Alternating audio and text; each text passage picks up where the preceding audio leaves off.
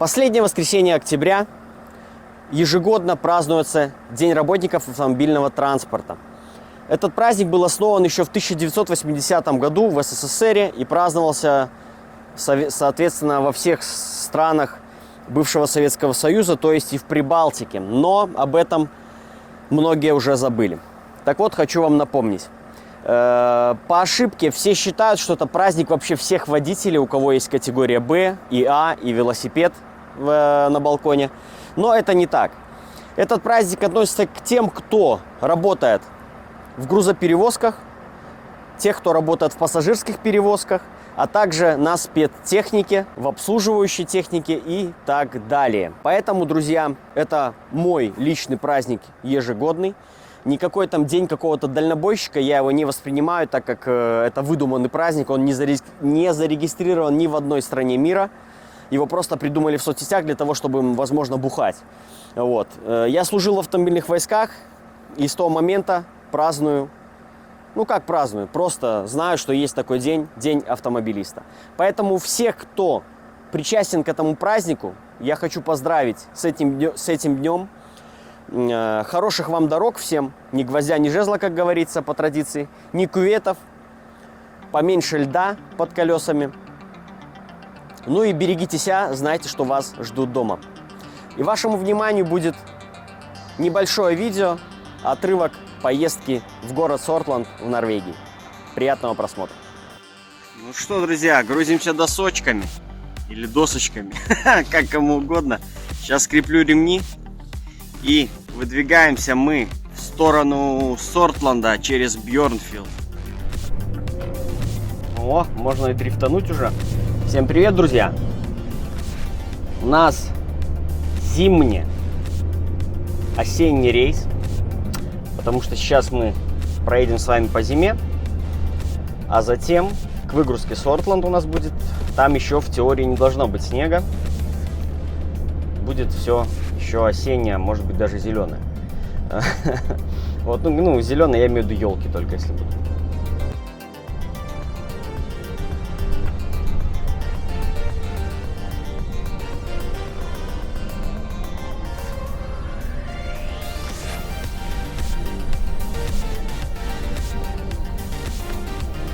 Изменили тут на ремонте у нас дорогу. Раньше всегда было чуть по-другому, а теперь раньше по правой стороне объезжали ремонт, теперь по левой.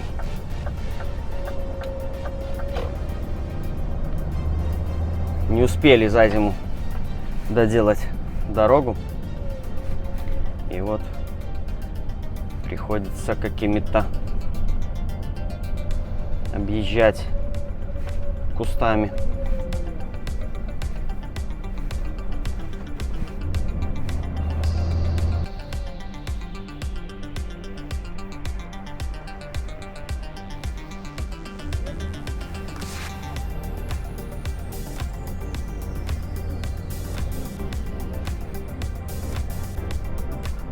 Да, как-то они вообще перемудрили. Раньше было все просто. Уходишь направо, по правой стороне объезжаешь ту деревню, ну, по самой деревне. И на этом все. А здесь сейчас что-то выкрутасы, лево, право. Ну, хорошо, что хоть немножко просыпана дорога камнями.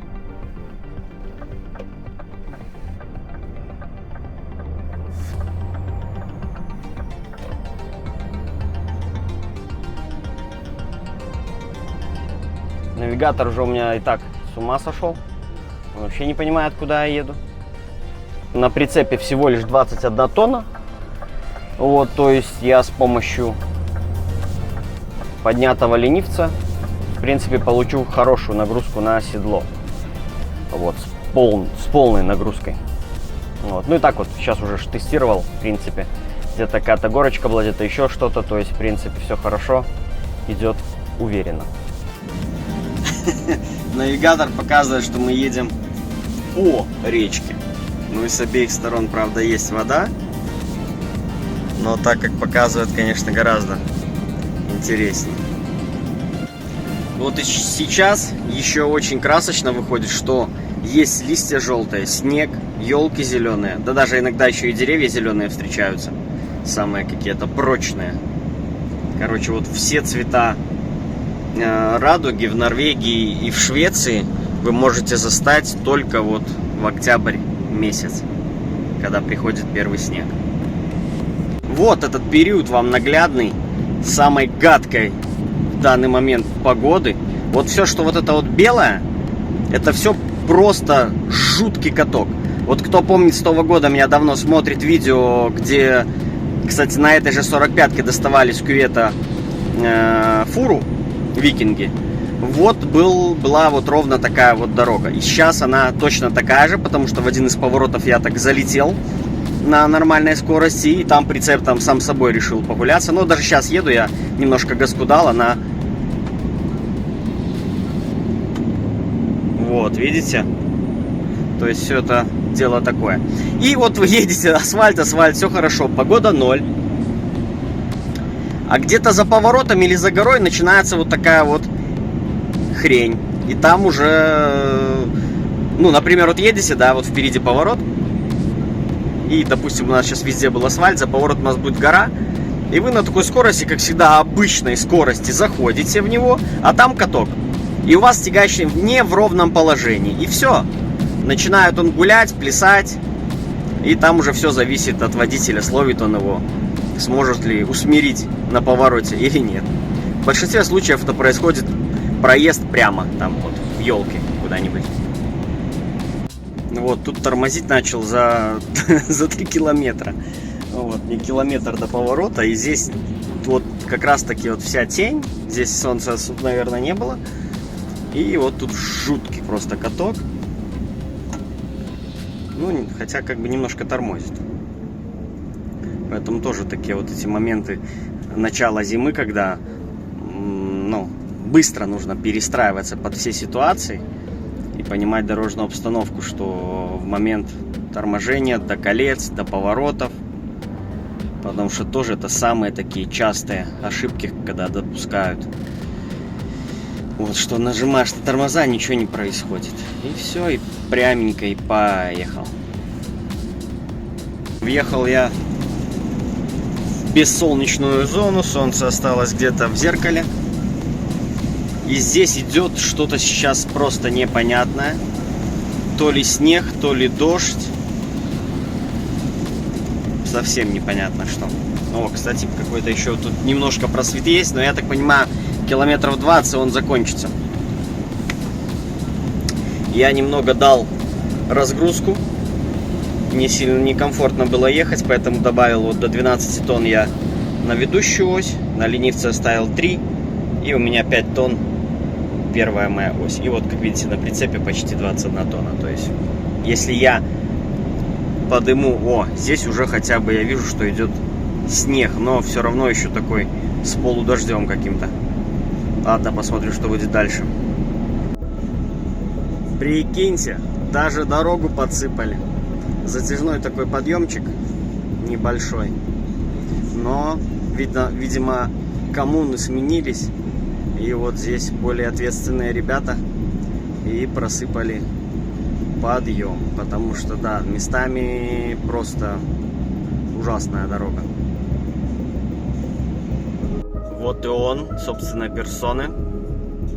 Едет посередине, посыпает, чтобы сразу на 2 полосы было. Ну все, буду за ним ехать. Утро, -7. Старт очень ранний у меня вышел. Сейчас вам покажу самое важное преимущество двухосника над трехосником. Значит, я делаю перекидку веса сразу при старте, потому что подо мной лед. И у меня небольшой подъемчик. Совсем небольшой, конечно, но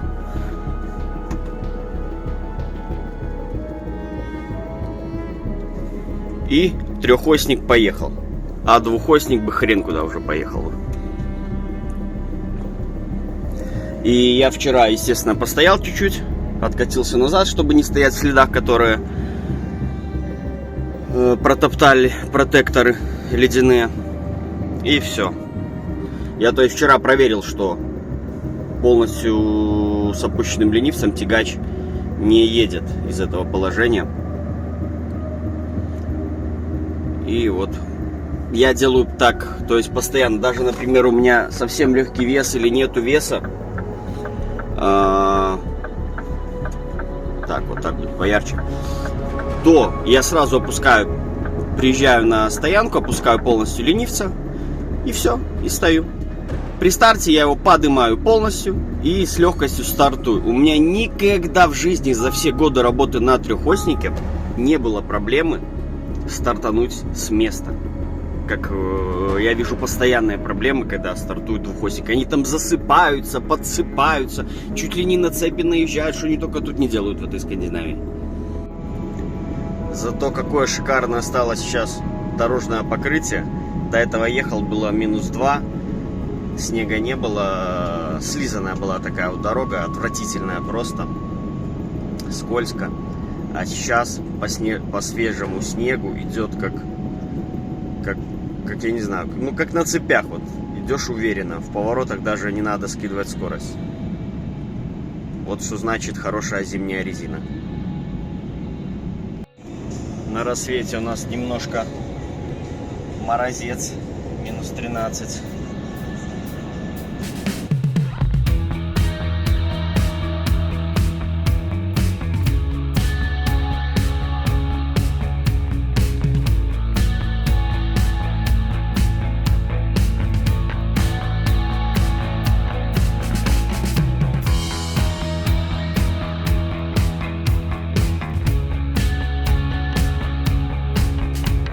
Нормально меня выгружают. Вид красивый, тягач, мурзатейший просто. Ужас. Фары надо чистить, потому что они уже не светят. Как и верхняя. Вчера ехал, думаю, что-то не то и утром сегодня. Они грязные уже, оказывается. Вот, друзья, такое местечко.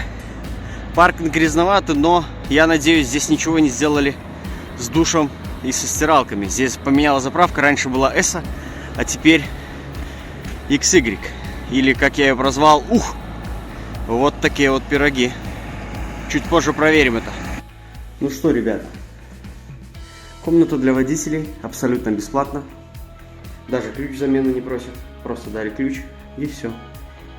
Плита, раковина, no fishing trash. Видимо, вот с тех пор, как я здесь был последний раз, такой вот вывески не было. Значит, кто-то отличился уже, как всегда. Телевизор. Старенький, но удаленький. Стол, все как положено.